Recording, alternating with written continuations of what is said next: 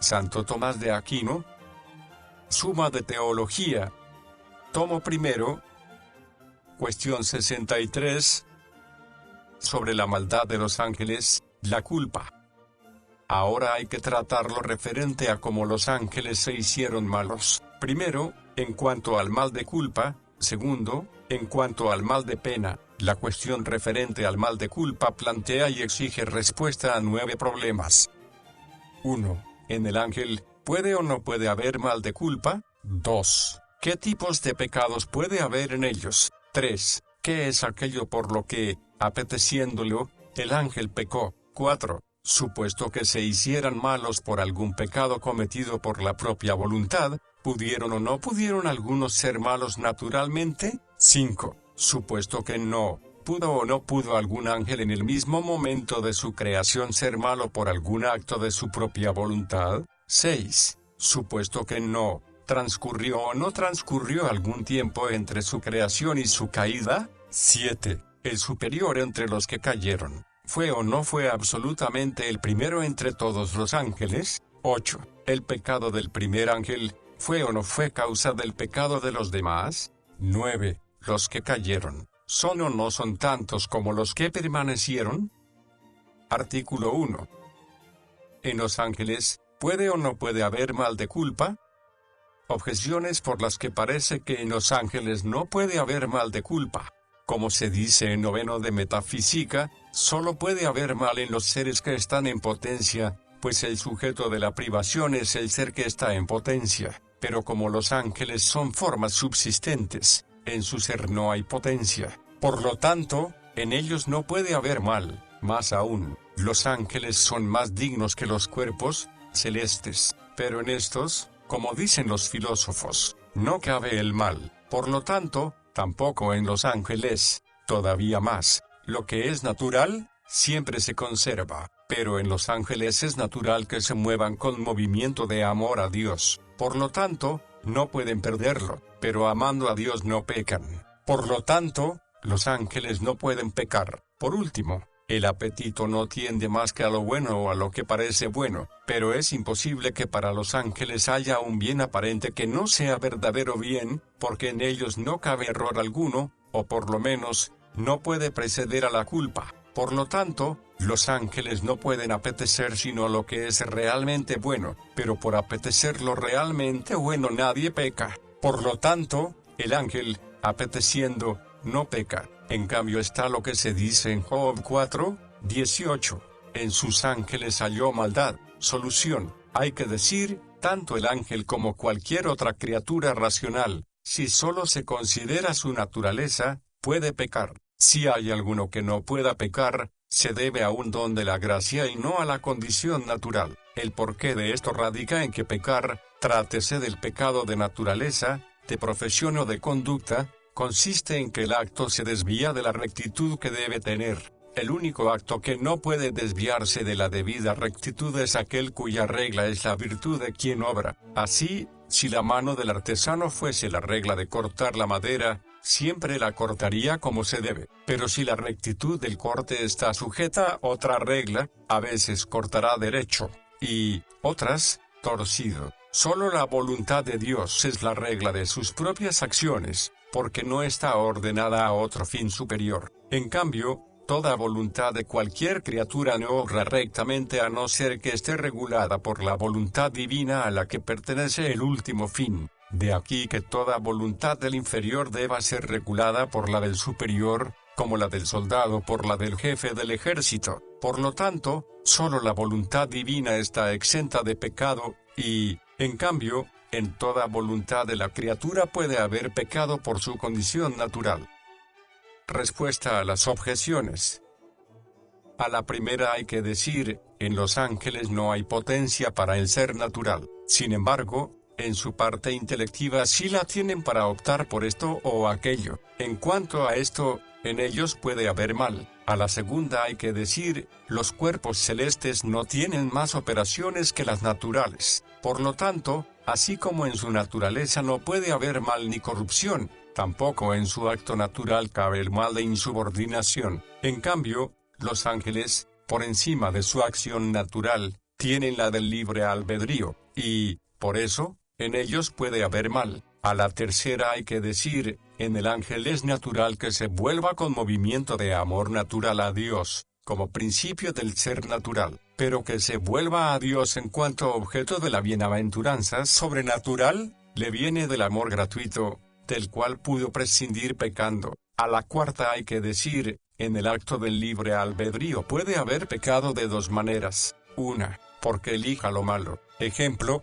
peca el hombre cuando elige el adulterio, que en sí mismo es malo. Estos pecados siempre provienen de algún error o ignorancia, ya que, de no tenerlo, no se elegiría lo malo como si fuese bueno. El adúltero, ciertamente, se equivoca en cada caso concreto eligiendo el placer de un acto desordenado como si fuese un bien que de momento quiere tener, movido por la pasión o por el hábito, aunque, por lo general, no se engañe y piense correctamente en esta materia. Pero el ángel no puede pecar de esta manera, porque, como dijimos, ni en él hay razones que entorpezcan la razón o el entendimiento, ni a su primer pecado pudo preceder ningún hábito que le inclinara a pecar. Otra, consiste en hacer algo que en sí mismo es bueno, pero no con arreglo a la debida medida, de suerte que el defecto causante del pecado no viene por parte de lo elegido, sino de la elección, que no guarda el orden debido. Ejemplo,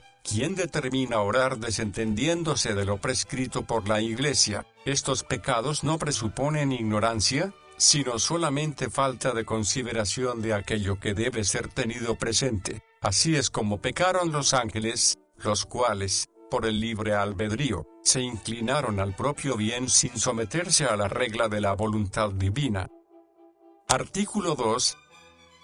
En los ángeles, ¿puede haber solo el pecado de soberbia y de envidia? Objeciones por las que parece que en los ángeles no puede haber más que el pecado de soberbia y el de envidia. En quien cabe el deleite de algún pecado, cabe dicho pecado, pero los demonios se deleitan en las obscenidades de los pecados carnales, como dice Agustín en La Ciudad de Dios. Por lo tanto, en los demonios puede haber también pecados carnales. Más aún, si la soberbia y la envidia son pecados espirituales, también lo son la pereza, la avaricia y la ira, pero los pecados espirituales son propios del espíritu, como los carnales son propios de la carne. Por lo tanto, en los ángeles no solamente puede haber soberbia y envidia, sino también pereza y avaricia. Todavía más, Gregorio, en Moralibus, dice, de la soberbia nacen muchos vicios, de la envidia también, pero, puesta una causa, se sigue su efecto. Por lo tanto, si en los ángeles puede haber soberbia y envidia, por lo mismo puede haber también otros vicios. En cambio está lo que dice Agustín en La Ciudad de Dios: el diablo no es fornicador ni borracho ni nada parecido, y, sin embargo, es soberbio y envidioso. Solución: hay que decir, de dos maneras puede haber algún pecado en alguien. Una, en cuanto al reato; otra, en cuanto al efecto. En cuanto al reato, los demonios tienen todos los pecados, porque al inducir a los hombres a cometer todo género de pecados incurren en el reato de todos ellos. En cuanto al efecto, solamente puede haber en los ángeles malos aquellos pecados a los que puede tender la naturaleza espiritual, pero la naturaleza espiritual no tiende a los bienes propios del cuerpo, sino a los que pueden encontrarse en las cosas espirituales, ya que nada tiende más que a lo que, de algún modo, puede convenir a su naturaleza. En los bienes espirituales, cuando alguien se aficiona a ellos, no puede haber pecado, a no ser que en tal afecto no se observe la regla del superior. Pero no someterse a la regla del superior en lo debido es precisamente lo que constituye el pecado de la soberbia. Por lo tanto, el primer pecado del ángel no pudo ser más que el de soberbia, pero, y como consecuencia, pudo haber en ellos también el de envidia. En efecto, la misma razón que el apetito tiene para inclinarse a una cosa, la tiene para rechazar la contraria. Por eso, el envidioso se duele del bien del otro, pues estima que el bien ajeno es un obstáculo para el propio, pero el bien de otro no pudo ser tenido como obstáculo del bien al que se aficionó el ángel malo, a no ser en cuanto que apeteció una grandeza que quedaba eclipsada por la grandeza de otro. Por eso, Tras el pecado de soberbia apareció en el ángel prevaricador el mal de la envidia, porque se dolió del bien del hombre y también de la grandeza divina, en cuanto que Dios se sirve del hombre para su gloria en contra de la voluntad del demonio. Respuesta a las objeciones. A la primera hay que decir, los demonios no se deleitan en las obscenidades carnales en el sentido que aprecian deleite carnal, sino en el sentido de que, por envidia, se deleitan en cualquier pecado del hombre, en cuanto que todo pecado es un obstáculo para el bien del hombre. A la segunda hay que decir, la avaricia, en cuanto pecado especial, es un apetito desordenado de toda clase de bienes temporales que sirvan para la vida humana y puedan estimarse por dinero. Los demonios no apetecen estas cosas, como tampoco apetecen los deleites carnales. Por eso, en ellos no puede haber avaricia propiamente tal. Si llamáramos avaricia al deseo inmoderado de poseer un bien creado cualquiera, este género de avaricia está contenido en la soberbia que hay en los demonios. La ira, por su parte, va siempre acompañada de alguna pasión, lo mismo que la concupiscencia, y, por lo tanto, no puede hallarse en los demonios más que en sentido metafórico. En cuanto a la asedía, es una forma de la tristeza que hace al hombre lento para aquellos ejercicios del espíritu a causa de la fatiga corporal. Esto no lo pueden experimentar los demonios, por todo lo cual resulta claro que solo la soberbia y la envidia son los pecados puramente espirituales que le pueden competir a los demonios. Sin embargo, siempre que la envidia no se tome como pasión, sino como voluntad reacia al bien ajeno. A la tercera hay que decir, bajo la envidia y la soberbia, tal como se atribuyen a los demonios, están comprendidos todos los pecados que de ellas se derivan. Artículo 3. ¿El diablo apeteció o no apeteció ser como Dios? Objeciones por las que parece que el diablo no apeteció ser como Dios. Lo que no puede ser concebido no puede ser deseado, puesto que el bien aprehendido es el que mueve todo apetito, sea sensitivo, racional o intelectual, aunque solo en este apetito se da el que haya pecado. Pero es inconcebible que una criatura sea igual a Dios, porque esto implica contradicción, ya que, si lo finito se igualara con lo infinito, sería infinito. Por lo tanto, el ángel no pudo apetecer ser como Dios. Más aún, lo que es el fin de la naturaleza puede ser apetecido sin pecado, pero la semejanza con Dios es el fin al que naturalmente tiende toda criatura. Sí, pues, el ángel apeteció ser como Dios, no por igualdad, sino por semejanza, parece que en esto no pecó. Todavía más, el ángel fue creado con mayor caudal de sabiduría que el hombre, pero ningún hombre, a no ser que esté perturbado, elige ser igual a un ángel, y mucho menos a Dios,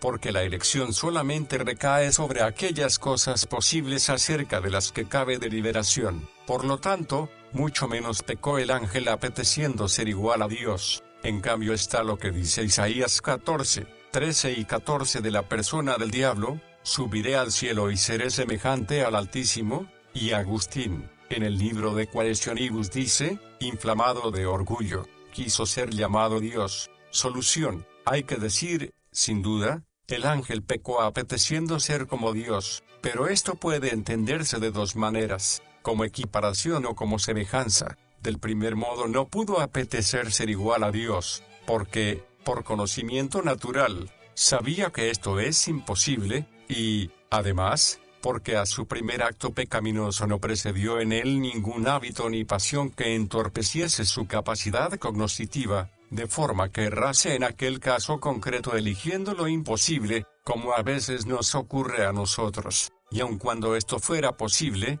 hubiera sido contrario al deseo natural de conservar su ser, pues desaparecería si se convirtiera en otra naturaleza. De aquí que ningún ser perteneciente a un grado inferior de la naturaleza puede apetecer el grado de otra naturaleza superior, como el asno no desea ser caballo porque, pasando a una naturaleza superior, ya no sería el mismo. Pero aquí nos engaña la imaginación, porque, debido a que el hombre apetece elevarse a un grado superior en cuanto a sus condiciones accidentales, que pueden crecer sin que se destruya el sujeto, Imaginamos que puede apetecer un grado superior de naturaleza al que no podría llegar a no ser dejando de ser lo que es. Es evidente que Dios supera al ángel, no en condiciones accidentales, sino en el grado de la naturaleza, que es también como un ángel supera a otro. Por lo tanto, es imposible que el ángel inferior, lejos de apetecer ser igual a Dios,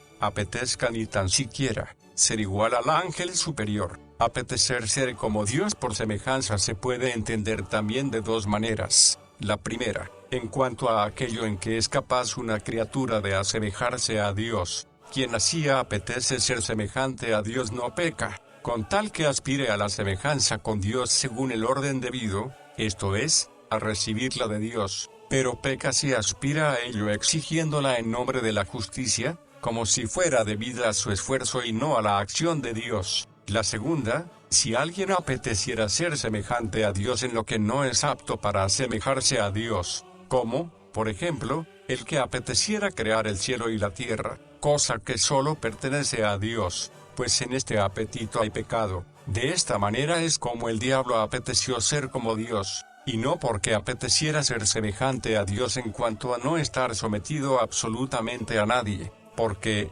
de ser así, hubiera querido su propio no ser, pues ninguna criatura puede existir a no ser en cuanto que participa del ser que Dios le comunica. Su deseo de ser semejante a Dios consistió en apetecer como fin último de la bienaventuranza las cosas que podía conseguir por la capacidad de su naturaleza, desviando por ello su apetito de la bienaventuranza sobrenatural, que proviene de la gracia de Dios. O si deseó como último fin la semejanza con Dios que tiene por causa la gracia, quiso alcanzarla por la capacidad de su naturaleza, y no con la ayuda divina, según la disposición de Dios. Esto concuerda con la opinión de Anselmo cuando dice que apeteció aquello a que habría llegado si hubiera perseverado. De cualquier modo, estas dos explicaciones coinciden, porque lo que una y otra dicen es que apeteció obtener la bienaventuranza final por su capacidad, lo cual solo es propio de Dios. No obstante, porque lo que existe por sí mismo es causa y principio de lo que es por otro, de aquel apetecer se siguió que quisiera dominar todo lo demás. En esto también perversamente quiso asemejarse a Dios. Respuesta a las objeciones. Está incluida en lo dicho. Artículo 4. ¿Algunos demonios son o no son malos por naturaleza? Objeciones por las que parece que algunos demonios son por naturaleza malos. Agustín en La Ciudad de Dios cita un texto de Porfirio. Hay un género de demonios de naturaleza falaz, fingiendo ser dioses o almas de los difuntos, pero ser falaz es ser malo. Por lo tanto, algunos demonios son malos por naturaleza. Más aún, así como los ángeles fueron creados por Dios, también lo fueron los hombres, pero hay hombres malos por naturaleza. De estos se dice en Sabiduría 12:10, su malicia les era natural. Por lo tanto, también algunos ángeles pueden ser malos por naturaleza. Todavía más, algunos animales irracionales tienen cierta perversidad natural. Ejemplo, la zorra es astuta, el lobo, rapaz. Sin embargo, son criaturas de Dios. Por lo tanto, también los demonios, aun cuando sean criaturas de Dios, pueden ser malos por naturaleza. En cambio está lo que dice Dionisio: los demonios no son malos por naturaleza.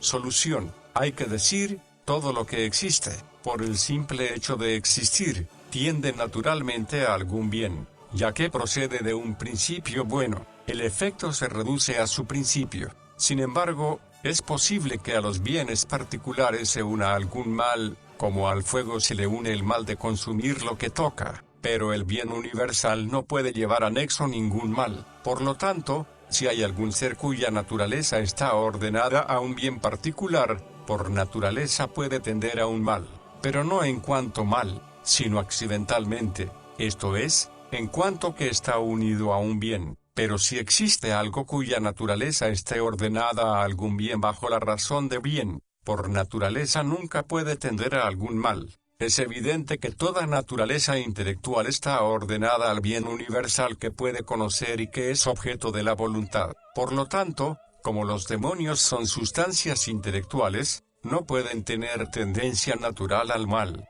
Por lo tanto, por naturaleza no pueden ser malos. Respuesta a las objeciones. A la primera hay que decir, Agustín allí mismo refuta el texto de Porfirio en el que sostiene que los demonios son falaces por naturaleza. Lo hace diciendo que no son falaces por naturaleza, sino por propia voluntad. La opinión de Porfirio se debe a que suponía que los demonios son animales de naturaleza sensitiva. La naturaleza sensitiva está ordenada a algún bien particular al que puede ir unido algún mal. Por eso puede tener alguna tendencia natural al mal, aunque siempre accidentalmente y solo en cuanto que aquel mal va unido al bien. A la segunda hay que decir, la malicia de algunos hombres puede ser llamada natural, a causa de la costumbre, que es otra naturaleza, o porque en su naturaleza sensitiva hay alguna inclinación natural a alguna pasión desordenada. También algunos son llamados por naturaleza iracundos y lascivos, pero esto no puede decirse por parte de la naturaleza intelectual. A la tercera hay que decir, los animales, debido a su naturaleza sensitiva, tienden naturalmente a determinados bienes particulares que llevan unido algún mal. Así, la zorra tiende a buscarse la vida sagazmente uniendo a ello la astucia. Pero la astucia no es un mal en la zorra, ya que en ella es natural. Tampoco es un mal en el perro ser furioso, como observa Dionisio en el libro de Divino Nombre. Artículo 5. El diablo, ¿fue o no fue malo en el mismo instante de su creación por culpa de su propia voluntad? Objeciones por las que parece que el diablo fue malo en el mismo instante de su creación por culpa de su propia voluntad. Hablando del diablo, se dice en San Juan 8:44, este era homicida desde el principio. Más aún, según Agustín, el estado informe de la criatura no precedió temporalmente a su formación, sino solo en el origen. Pero, como él mismo dice en el segundo libro, por cielo, que, según se lee, Génesis 1:1, fue lo creado primero, se entiende la naturaleza angélica en estado informe, y cuando se lee, Génesis 1:3, que Dios dijo, hágase la luz, y la luz fue hecha, se entiende su formación por su conversión a la palabra. Por lo tanto, la naturaleza del ángel a la vez fue creada y hecha luz, pero en el instante en que fue hecha luz, también fue separada de las tinieblas, en las que hay que entender a los ángeles malos. Por lo tanto, fue en el mismo instante de su creación cuando unos ángeles fueron bienaventurados y otros pecaron. Todavía más, el pecado se opone al mérito, pero alguna naturaleza intelectual puede ya merecer en el instante de su creación, como el alma de Cristo o los mismos ángeles buenos. Por lo tanto, los demonios también pudieron pecar en el primer instante de su creación. Por último, la naturaleza angélica está más capacitada que la corpórea, pero el ser corpóreo desde el mismo instante de su creación empieza a ejercer sus operaciones, como el fuego se mueve hacia arriba en el mismo momento en que es producido. Por lo tanto, también el ángel pudo ejecutar sus operaciones desde el mismo instante de su creación. ¿Su acción fue recta o no lo fue? Si fue recta, por poseer la gracia mereció la bienaventuranza, pero, como dijimos anteriormente, en los ángeles el premio sigue inmediatamente al mérito. Por lo tanto, inmediatamente hubieran sido bienaventurados, y, siéndolo, nunca hubieran pecado. Esto es falso. Por lo tanto, hay que concluir, en el primer instante, por no obrar rectamente, pecaron. En cambio está lo que se dice en Génesis 1:13, vio Dios todo lo que había hecho, y era bueno. Entre el todo estaban también los demonios. Por lo tanto, en algún tiempo los demonios fueron buenos. Solución. Hay que decir, algunos sostuvieron que los demonios en el primer instante de su creación fueron malos, no por naturaleza, sino por el pecado debido a su propia voluntad, porque el diablo rechazó la justicia desde el momento en que fue hecho. Agustín en la Ciudad de Dios dice, quien piensa así, no incurre en aquella herejía, la de los maniqueos, consistente en decir que el demonio tiene la naturaleza del mal, pero esta opinión contradice a la Escritura, pues bajo la figura del príncipe de Babilonia, del diablo dice Isaías 14:12, como caíste, Lucifer, que nacías por la mañana, y en Ezequiel 23, 13 se dice del diablo en la persona del rey de Tiro: estuviste entre las delicias del paraíso de Dios. Por eso, razonablemente y por errónea, esta opinión es rechazada por los maestros. Algunos dijeron que los ángeles pudieron pecar en el primer momento de su creación, pero que no pecaron. Algunos rechazan esta opinión por lo siguiente: puesto que hay dos operaciones y una sigue a la otra, es imposible que las dos acaben en el mismo instante. Es evidente que el pecado del ángel fue una operación posterior a la creación. El final de la creación es el mismo ser del ángel, el final de la acción pecaminosa, que el ángel sea malo. Por lo tanto, parece imposible que el ángel hubiese sido malo en el primer instante que empezó a existir. Este argumento no parece suficiente, pues solo es aplicable a los movimientos corporales, que se realizan sucesivamente. Por eso, si a un movimiento de alteración sigue uno local, no es posible que la alteración y el movimiento local terminen en el mismo instante. Pero si las alteraciones son instantáneas, las primeras y las segundas pueden terminar en el mismo instante. Ejemplos: en el mismo instante en que la luna es iluminada por el sol, el aire es iluminado por la luna. Es evidente que la creación es instantánea y que en los ángeles lo es también el movimiento del libre albedrío, pues no necesitan ningún proceso discursivo, como dijimos. Por lo tanto, nada impide que en un mismo instante se dé el final de la creación y el final del movimiento del libre albedrío. Por tanto, hay que decir, en cambio, que fue imposible que el ángel pecara en el primer instante por un acto desordenado de su libre albedrío. El porqué de esto radica en que, si bien algunas cosas desde que empiezan a ser pueden comenzar también a operar, la operación que empieza al mismo tiempo que el ser la reciben de quien reciben el ser, como el moverse del fuego hacia arriba lo recibe de quien lo genera. Por eso, si algo recibe el ser de un agente defectuoso que puede ser causa de una acción defectuosa, desde el primer instante en que empieza a existir, puede realizar acciones defectuosas. Ejemplo: la pierna que nace rota por la debilidad del principio generante, inmediatamente empieza a cojear. Pero quien produce a los ángeles, Dios, no puede ser causa del pecado. Por eso no puede decirse que el diablo fuera malo desde el primer instante de su creación. Respuesta a las objeciones. A la primera hay que decir: Agustín, en La Ciudad de Dios, dice que en la frase el diablo peca desde el principio, San Juan 3:8, no hay que entender desde el principio de su creación, sino desde el principio de su pecado, esto es, porque nunca abandonó su pecado. A la segunda hay que decir: la distinción entre luz y tinieblas, en cuanto que por tinieblas se indican los pecados de los demonios, ha de ser entendida conforme a la presencia de Dios. Por eso Agustín en La Ciudad de Dios dice: solo pudo separar la luz de las tinieblas quien pudo saber, antes de que cayeran, quiénes eran los que iban a caer. A la tercera hay que decir: todo lo que hay en el mérito viene de Dios. Así, el ángel pudo merecer en el primer instante de su creación. En cambio, y como dijimos, en el pecado no pasa lo mismo. A la cuarta hay que decir, como dice Agustín en La Ciudad de Dios: Dios no hizo ninguna distinción entre los ángeles antes de la aversión de unos y la conversión de otros. Así, todos, creados en gracia, merecieron ya en el primer instante. Algunos se opusieron inmediatamente a su bienaventuranza, anulando el mérito precedente. Por eso fueron privados de la bienaventuranza que habían merecido. Artículo 6. ¿Medió o no medió algún tiempo entre la creación del ángel y su caída? Objeciones por las que parece que medió algún tiempo entre la creación del ángel y su caída.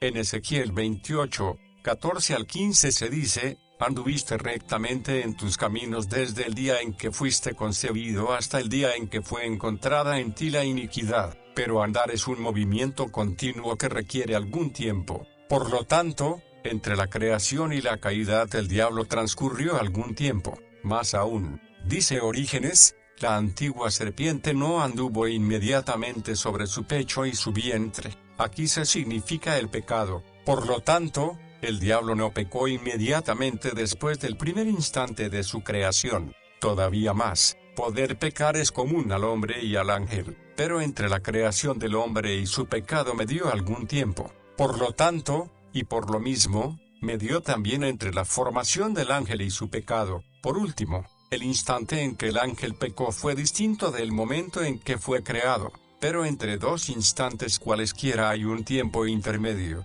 Por lo tanto, entre la tentación del diablo y su caída transcurrió algún tiempo. En cambio está lo que se dice en San Juan 8:44 sobre el diablo: no se mantuvo en la verdad. Y Agustín en La Ciudad de Dios dice: es necesario admitir que estuvo en la verdad, pero que no se mantuvo en ella. Solución: hay que decir, sobre esta cuestión hay dos opiniones, pero la más probable y más conforme con la doctrina de los santos es que el diablo pecó inmediatamente después del primer instante de su creación. Es preciso que afirmemos esto si admitimos que ejecutó un acto del libre albedrío en el mismo momento en que fue creado, y que fue creado en gracia, como dijimos, pues, como los ángeles alcanzaron la bienaventuranza por un solo acto meritorio. Como también dijimos, si el diablo, creado en gracia, mereció en el primer instante, habría recibido la bienaventuranza inmediatamente después del primer instante, si, pecando, no hubiera puesto, también inmediatamente, el impedimento. En cambio, si se admite que el ángel no fue creado en gracia, o que en el primer instante no pudo realizar un acto de libre albedrío, nada impide que hubiera intervalo entre su creación y su caída. Respuesta a las objeciones. A la primera hay que decir, en la Sagrada Escritura es frecuente que los movimientos corporales medidos por el tiempo indiquen metafóricamente los movimientos espirituales instantáneos. Así, por andar se entiende el movimiento del libre albedrío que tiende al bien. A la segunda hay que decir, Orígenes dice que la antigua serpiente no anduvo arrastrándose inmediatamente y desde el principio, atendiendo al primer instante en el que no fue mala. A la tercera hay que decir, el ángel tiene libre albedrío inflexible después de la elección. Por lo tanto, si inmediatamente después del primer instante, en el que tuvo tendencia natural al bien, no hubiera interpuesto ningún obstáculo a su bienaventuranza, hubiera sido confirmado en el bien. En cambio, en el hombre no sucede lo mismo, por lo tanto, no hay paridad. A la cuarta hay que decir, que entre dos instantes cualesquiera haya un tiempo intermedio. Es verdad si se demuestra que se trata del tiempo continuo, según Sexto de Física, pero como los ángeles no están sometidos al movimiento de los cuerpos celestes, que es la primera medida del tiempo continuo, en ellos por tiempo se entiende la sucesión de operaciones intelectuales y afectivas. Así, pues, el primer instante en los ángeles corresponde a la operación con la que la mente angélica se volvió a sí misma por el conocimiento vespertino. Por esto, en el primer día se habla de la tarde y no de la mañana, Génesis 1. Esta operación fue buena en todos, pero a partir de dicha operación, por el conocimiento matutino, unos se volvieron al conocimiento y alabanza de la palabra, y otros, en cambio, se encerraron en sí mismos hinchados de soberbia, se hicieron noche, como dice Agustín. Por lo tanto, la primera operación fue la misma en todos, pero en la segunda son distintos. Por lo tanto, en el primer instante todos fueron buenos, en el segundo se separaron los buenos de los malos. Artículo 7. ¿El ángel supremo entre los que pecaron, era o no era el supremo de todos? Objeciones por las que parece que el ángel supremo entre los que pecaron no era el supremo de todos. Del ángel se dice en Ezequiel 28:14, eras un querubín protector, de alas desplegadas. Yo te puse en el santo monte de Dios, pero el orden de los querubines es inferior al de los serafines, como dice Dionisio. Por lo tanto, el ángel supremo entre los que pecaron, no era el supremo entre todos. Más aún, Dios hizo la naturaleza intelectual para que alcanzara la bienaventuranza. Así, pues, si el ángel supremo entre todos fue el que pecó, hay que concluir que la ordenación divina quedó sin efecto en la más noble de las criaturas. Esto es inaceptable. Todavía más, cuanto mayor es la tendencia de alguien a algo, tanto menos puede prescindir de ello. Pero cuanto más elevado es un ángel, más tiende a Dios. Por lo tanto, menos puede apartarse de él pecando. Parece, así, que el ángel que pecó no fue el supremo de todos, sino uno de los inferiores. En cambio está lo que dice Gregorio en la homilía de Centumo Vivus: el primer ángel pecó porque, debido a su categoría de príncipe de las multitudes de ángeles, a todos los superaba en resplandor, y, comparándose con ellos, todavía se vio más resplandeciente. Solución: hay que decir, en el pecado hay que considerar lo siguiente: la propensión al pecado y el motivo de pecar. Si el ángel es considerado desde la propensión al pecado, más bien parece que pecaron los inferiores y no los superiores. Por eso el Damasceno dice que el mayor de los que pecaron fue el que presidía el orden terrestre. Con esta opinión parece concordar la postura de los platónicos, como nos relata Agustín en 18º y 10 de la Ciudad de Dios, pues algunos decían que los dioses son todos buenos, y los demonios, en cambio, unos son buenos y otros malos, advirtiendo que llamaban dioses a las sustancias intelectuales que están por encima de la esfera lunar, y demonios a las sustancias intelectuales que están debajo,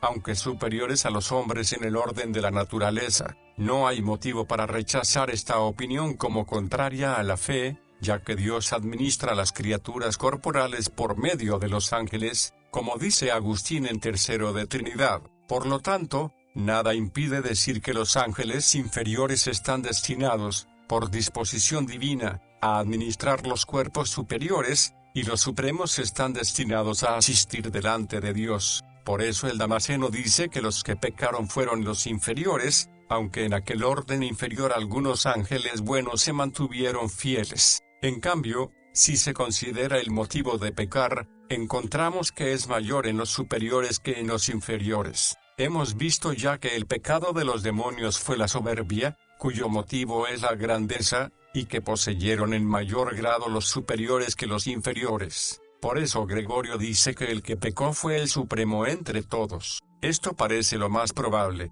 porque el pecado del ángel no provino de ninguna propensión, sino solo del libre albedrío, y por lo tanto, parece que preferentemente se ha de tener en cuenta el motivo de pecar. Sin embargo, no hay que desechar la otra opinión, ya que también en el más elevado de los inferiores pudo haber motivo para pecar.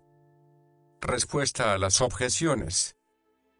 A la primera hay que decir, el nombre querubín significa plenitud de ciencia, serafín significa el que arde o el que incendia. Por lo tanto, es evidente que el querubín toma su nombre de la ciencia, compatible con el pecado mortal, y el serafín lo toma del ardor del amor, que no puede darse con el pecado. Por eso, al primer ángel pecador no se le llama serafín, sino querubín. A la segunda hay que decir, la intención divina no queda sin efecto ni en los que pecan ni en los que se salvan, puesto que Dios conoce de antemano la suerte de unos y de otros, y de todos obtiene gloria. De unos cuando, por su bondad, los salva, de otros cuando, por su justicia, los castiga. Así, pues, cuando la criatura intelectual peca, fracasa con respecto a su fin, no queda exenta de esto ninguna criatura, por sublime que sea, ya que la criatura intelectual fue instituida por Dios de forma que, en su albedrío, puso el poder obrar por el fin. A la tercera hay que decir, por grande que fuera la tendencia al bien que tuvo el ángel superior, no le impuso necesidad, y, por lo tanto, por el libre albedrío, pudo dejar de seguir su tendencia natural. Artículo 8. ¿El pecado del primer ángel fue o no fue causa del pecado de los demás? Objeciones por las que parece que el pecado del primer ángel no fue la causa de pecar de los demás.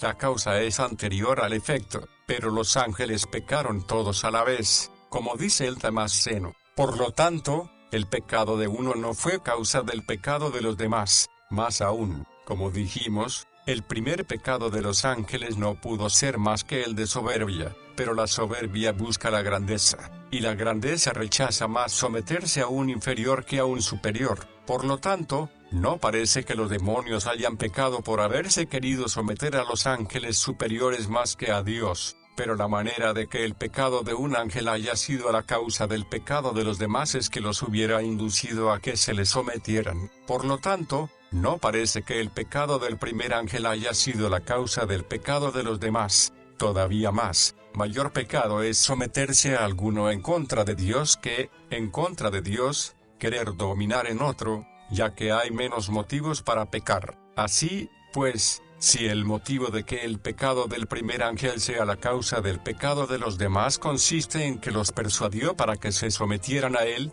el pecado de los inferiores habría sido más grave que el del superior. Esto se opone a lo que, comentando aquello del Salmo 103, 26, este dragón que hiciste para que allí retosase, dice la glosa, el que superaba a todos por el ser, los superó a todos en maldad. Por lo tanto, el pecado del primer ángel no fue la causa del pecado de los demás. En cambio está lo que se dice en Apocalipsis 12, 4. El dragón arrastró tras de sí la tercera parte de las estrellas. Solución. Hay que decir, el pecado del primer ángel fue para los otros causa de pecar, no coactiva, pero sí como exhortación persuasiva. Un indicio de esto lo tenemos en que todos los demonios están sometidos a aquel primer rebelde, como resulta claro por lo que dice el Señor en San Mateo 25, 41, id, malditos, al fuego eterno que está preparado para el diablo y para sus ángeles. En el orden de la justicia divina está dispuesto que, si alguno consiente en la culpa sugestionado por otro,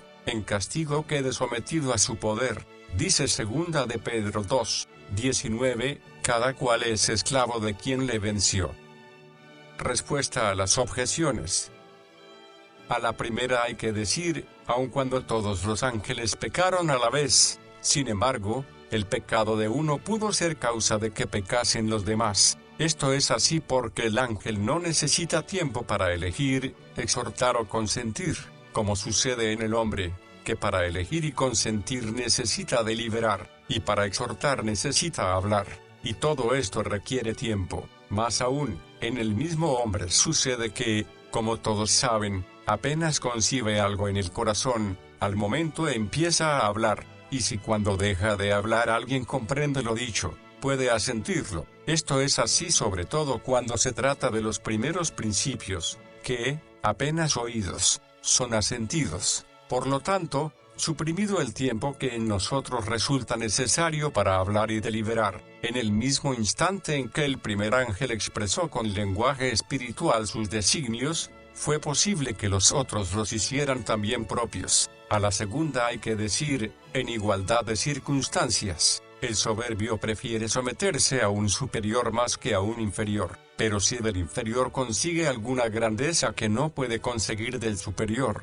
prefiere someterse al inferior más que al superior. Por lo tanto, no se oponía al orgullo de los demonios que quisieran someterse a un inferior, aceptando su dominio, ya que, si quisieron tenerle como jefe y caudillo, fue con el objetivo de conseguir la bienaventuranza por sus propias fuerzas, y, sobre todo, porque, en el orden natural, estaban ya sometidos al ángel supremo. A la tercera hay que decir, como dijimos, en el ángel no hay nada que retarde su acción, por eso se lanza a su objetivo, sea bueno o malo, con toda la fuerza de la que es capaz. Así, pues, debido a que el ángel supremo poseía mayor capacidad natural que los inferiores, más impetuosa fue su caída en el pecado, por eso su maldad es mayor. Artículo 9. Los que cayeron, ¿son o no son tantos como los que permanecieron? Objeciones por las que parece que son más los que pecaron que los que permanecieron. El filósofo dice, el mal se encuentra en muchos, el bien, en pocos. Más aún, la justicia y el pecado se encuentran en los ángeles por los mismos motivos que en los hombres, pero entre los hombres son más los malos que los buenos. Dice Eclesiastés 1, 15, infinito es el número de los insensatos. Por lo tanto, lo mismo debe suceder entre los ángeles. Todavía más, los ángeles se distinguen en personas y en órdenes. Así, pues, si las personas angélicas que perseveraron fueron las más, parece que no pecaron individuos de todos los órdenes. En cambio está lo que se dice en 2 Reyes 6, 16. Los que están con nosotros son más de los que están con ellos. Esto va referido a los ángeles buenos, que están con nosotros para protegernos. y de los malos que nos acechan. Solución: hay que decir, los ángeles que perseveraron son más que los que pecaron, porque el pecado es contrario a la tendencia natural, y lo que va contra la naturaleza se da pocas veces, puesto que la naturaleza logra su efecto siempre, por lo menos en la mayoría de los casos. Respuesta a las objeciones.